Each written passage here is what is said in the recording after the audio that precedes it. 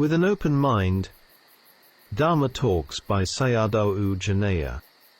Dharma Talks given in Singapore.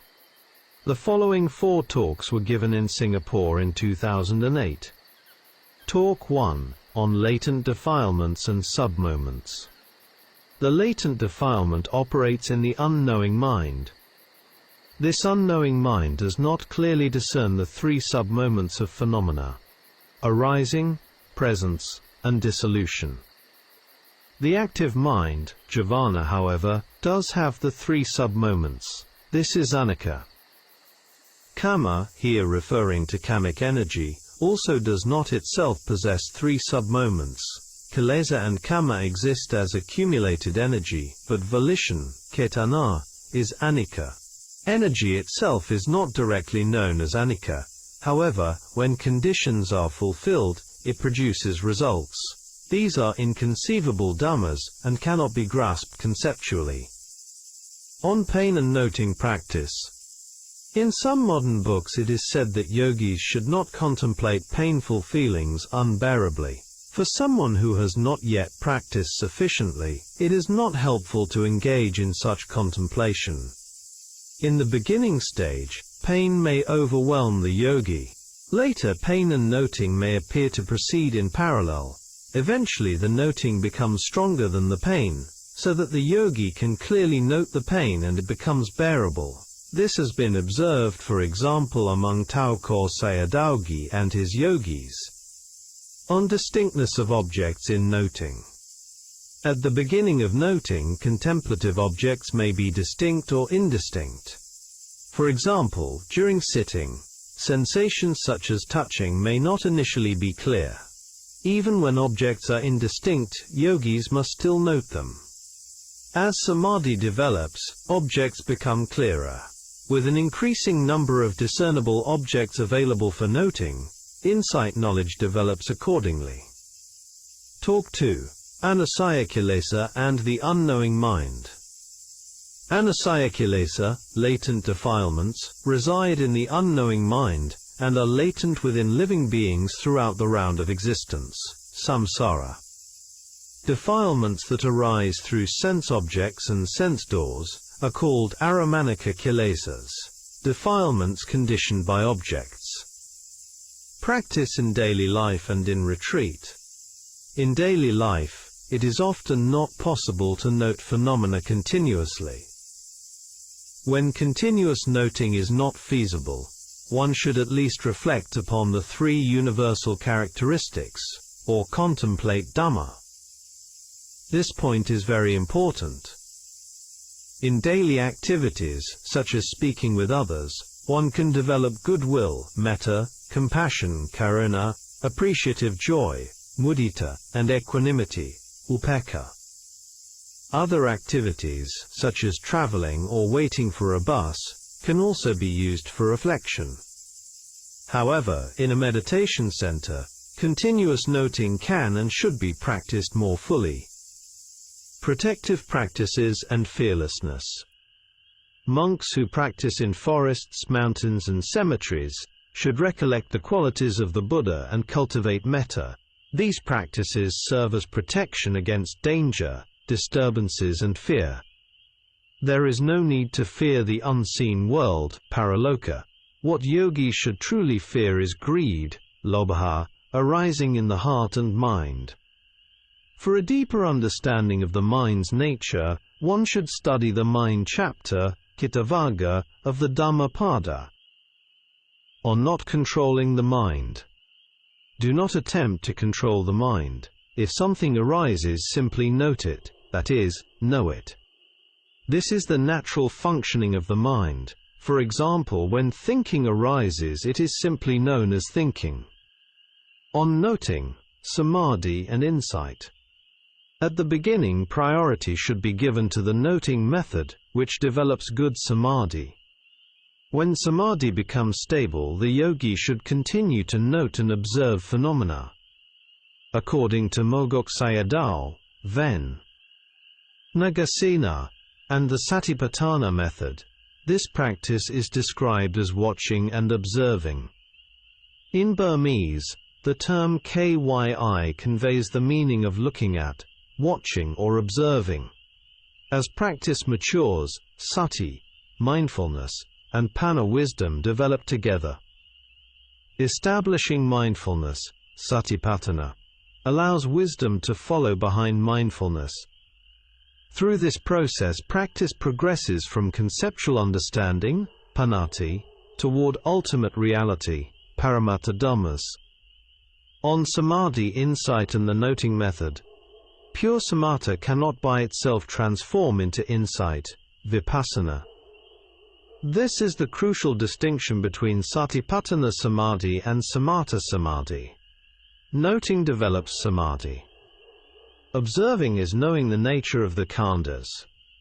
When pure samadhi is firmly established and then applied to observation, insight can arise. However, its strength may fluctuate. Sometimes it weakens, and then it must be re-established again. This approach is found, for example, in the Thai forest tradition and the Sayagyi Ubakin system. By contrast, the noting method continuously develops samadhi without decline. Equanimity, and its nearest enemy. The nearest enemy of equanimity, upekkha, is delusion, moha. When a person has the potential for enlightenment, various experiences may arise later in practice, such as frightening images, attractive forms, or unusual phenomena. These are disturbances, sometimes caused by unseen beings, paraloka. They do not affect everyone, but they can disrupt those who are unprepared. Talk 3. When samadhi is strong, the body disappears. When samadhi becomes strong, the body may disappear in the yogi's mind. There are 3 forms of self-view: attaditti, ditthiyata, self as view; tanhata, self as craving; manata, self as conceit. With continuous mental noting, the body fades from prominence, and the yogi clearly knows phenomena as mind and matter, nama rupa. At this point, it becomes evident that, knowing consciousness, and the existing object, i.e. mind and object, fit together precisely. From this alignment, insight knowledge arises, beginning with understanding of mind, object, and impermanence, anicca. The earlier lower insight knowledges follow the same principle. Noting and observing are not the same. Mental noting and looking at, observing are not identical. Noting is sati. It strengthens samadhi. Looking at, observing is knowing the nature of phenomena by centering awareness directly on them. In Burmese usage, the words translated as noting and looking at, e.g., mat kyi, may also be rendered as watching and observing. However, language is limited. Some experiences cannot be fully captured by words. Therefore, one should not become lost in concepts or arguments. The best way is direct seeing. Simply do the practice. On noting, centering and the balance of practice. For example, by noting the sitting posture and the touching, contact with the seat, and by centering awareness on it, the yogi comes to know the hardness and softness of the earth element. If the yogi's mind is restless, priority must be given to mental noting in order to establish samadhi. At this stage, one should not yet look closely at the object. Later, as noting is maintained and samadhi develops, the jhana factors, such as rapture, piti, happiness, sukha, and tranquility, may arise naturally. Mahasi Sayadaw's instruction. In Mahasi Sayadaw's teaching, the practice consists of noting and centering on the object. The Burmese term for centering on is shu sight. Mental noting and looking at, observing, must remain in balance. Some yogis only look at, observe objects. Others only note. Both extremes prevent progress. Merely observing tends toward imagination and conceptualization. Merely noting, without observation, does not lead to insight knowledge, panna. Therefore, sati, mindfulness, and panna, wisdom, must develop together. That is, the path factors must function in unison. Essential principle. Noting stabilizes the mind, observing reveals the nature of phenomena. When they are properly balanced, insight can arise. Important note. To gain a clear and correct understanding of Talk 3, reference should be made to Mogok Sayadaw's Discourse, Part 6, Two Views on Insight, delivered on the 12th of September, 1961. Talk 4, Difficulties in Practice and the Right Path. There may be difficulties in practice. If the path is right, even if one does not arrive quickly, one will arrive gradually. Whether contemplation seems good or not good is not the main issue. What matters most is that one is on the right path. If samadhi develops, the yogi should continue the sitting. If one stops while samadhi is present, the next sitting may not be as good. This highlights the importance of non-reaction, the middle way, and letting go. Latent defilements will inevitably arise and disturb the yogi at any time. This is their nature. The duty of a yogi is not to remove them by force, but to contemplate them with equanimity, effort, and the four bases of power. In practice, effort is essential. This corresponds to the four bases of spiritual power, iddhipada. Desire, chanda, must be strong and wholesome.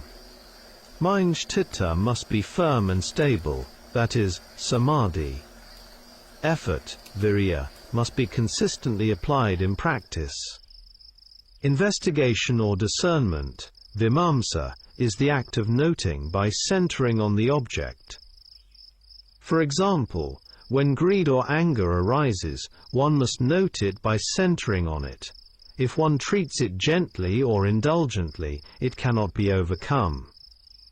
Whether it disappears or not is not the important point. Wanting defilements to go away is itself craving, tanha. The real purpose of practice is the understanding of dhammas, which is discernment, panna. Contact, defilement, and the puppet analogy. An important point here is this: whenever objects and sense doors make contact, they touch the unknowing mind, where defilements such as delusion or ignorance are present. These defilements arise and disturb us. It is like a puppet show. We do not see what is happening behind the scenes.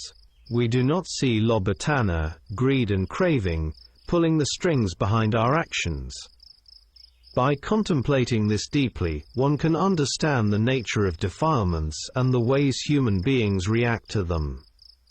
Much can be learned from careful contemplation of these patterns. The three unwholesome roots. The phenomena of greed, anger, and delusion can overwhelm the knowing mind. Because of this, we often do not truly know or see what is happening. If we contemplate thoroughly how human beings relate to these three unwholesome roots, we can understand the sufferings and problems of the world.